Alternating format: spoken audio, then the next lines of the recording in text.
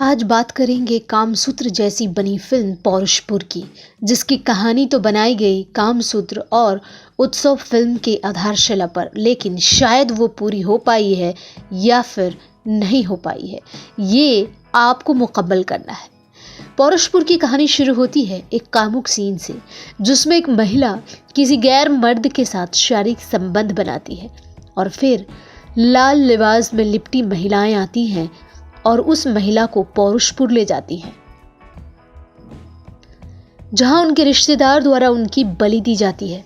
पौरुषपुर के साम्राज्य में महिलाओं के लिए यह एक नियम था, पुरुष चाहे तो कितनी भी शादियां कर सकता था। इसके बाद शुरू होती है कहानी पौरुषपुर के राजा भद्र प्रताप यानी अन्नू कपूर के बुढ़ापे की दहलीज पार चुके, अब पैर कब्र में जाने वाला है, लेकिन उनके अंदर की वासना उन्हें मुक्त नहीं होने दे रही। भद्र प्रताप की हर ख्वाहिश को पूरा करने की जिम्मेदारी उनकी महारानी मीरावती यानी शिल्पा शिंदे पर है। भद्र की पत्नी होने के बावजूद वो भद्र प्रताप के लिए रानियां लाती हैं। अब तक भद्र न जाने कितनी शादियां कर चुके हैं, जिसका कोई अनुमान नहीं है। पिछले कुछ सालों से भद्र की जिंदगी में ऐसा होता है कि सुहाग रात के बाद उनकी रानी गायब हो जाती है, जिसके बाद वो फिर नई शादी की जिद करता है। इन गायब रानियों को खोजने कोई भी नहीं जाता, ना ही कोई कोशिश करता। मीरावती को नई रानी खोजने का आदेश दिया जाता है। तब मीरावती एक षड्यंत्र रचती हैं और अपने बेटे की गर्लफ्रेंड से राजा की धोखे से शादी करवा देती हैं। इस बार सुहागरात को केवल महल की रानी ही नहीं गायब होती, साथ में मीरावती और राजा भद्र का बेटा भी गायब हो जाता है। यहीं से कहानी लेती है एक नया मोड़ और कई राज भी खुलते हैं। सीरीज के बारे में पहले ही बताया गया है कि एक बर्बाद कहानी को बोल्ड सीन के साथ दर्शकों के सामने परोसा गया है। पूरी सीरीज को देखकर लगता है कि क्या दुनिया में महिला पुरुष के बीच एक सेक्स के रिश्ते के अलावा कोई और रिश्ता नहीं, शारीरिक संबंध के अलावा कुछ और है नहीं दुनिया में।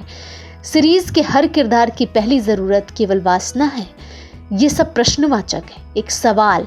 पौरुषपुर में केवल महिलाओं पर अत्याचार के अलावा और कुछ नहीं होता। समझ नहीं आता इतना नालायक राजा साम्राज्य कैसे चलाता है। पौरुषपुर की कहानी मानो किसी ऐसे इंटर्न के द्वारा लिखी गई हो जिसने शायद अभी अभी कॉलेज में दाखिला लिया हो। लेखक क्या दिखाना चाहता है, सब कुछ समझ से परे होता है। सीरीज की कास्ट की बात करें तो 1 स्टार तो बनता है, क्योंकि कहानी में कुछ हो न हो स्टार कास्ट कमाल की है। शिल्पा शिंदे ने अपने पुराने किरदारों से बिल्कुल अलग रोल अदा किया है, जिसमें वो अच्छी लग रही है। शिल्पा को इस सीरीज में बोल्ड अवतार में देखा गया है। कुछ जगह लंबे डायलॉग्स बोलते वक्त शिल्पा की कमियों को आप पकड़ सकते हैं, लेकिन वो पहले से बेहतर हैं। अन्नू कपूर को पहली बार ऐसे अवसर और ऐसे अवतार में देखा गया है। वासना में डूबे अत्याचारी राजा का किरदार उन्होंने अच्छा निभाया। मिलिंद सोमन को अब सीरीज में किन्नर के रूप में देखेंगे। बाकियों ने भी अपने किरदार के साथ न्याय किया है। तो ये फिल्म अपने आप में सचमुच में एक ऐसी ड्रामा है जिसे सोचने और समझने की ज़रूरत है, और अगर ऐसा कुछ है तो उसमें बदलाव लाने की ज़रूरत है। समाज में अच्छी आधारशिला रखनी चाहिए, अच्छे स्वभाव और अच्छे जो हमारे कर्म हैं उसे लाना चाहिए, उसे दिखाने की कोशिश करनी चाहिए। हमारे संस्कारों को लाना चाहिए, इन सब चीज़ों को दिखाने की कोशिश करनी चाहिए। लेकिन सत्य क्या है वो आपको डिसाइड करना है।